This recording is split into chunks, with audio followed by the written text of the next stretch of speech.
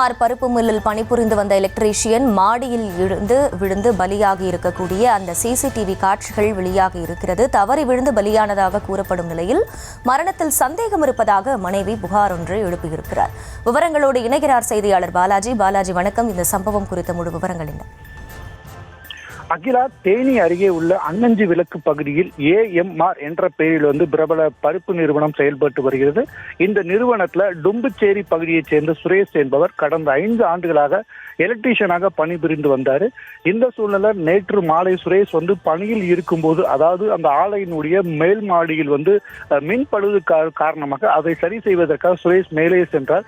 மேலே சென்ற சிறிது நேரத்தில் அங்கிருந்து தவறி கீழே சுரேஷ் விழுந்த நிலையில சம்பவ இடத்திலே சுரேஷ் பரிதாபமாக உயிரிழந்தார்.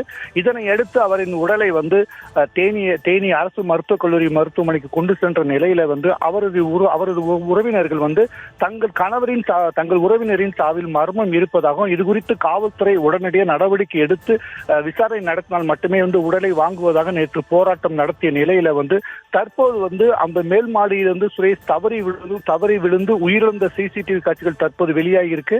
இந்த சம்பவம் தொடர்பாக அலிநகரம் காவல்துறையினர் வழக்கு பதிவு செய்து விசாரணை நடத்திட்டு வர்றாங்க. அகிலா, விவரங்களுக்கு நன்றி பாலாஜி.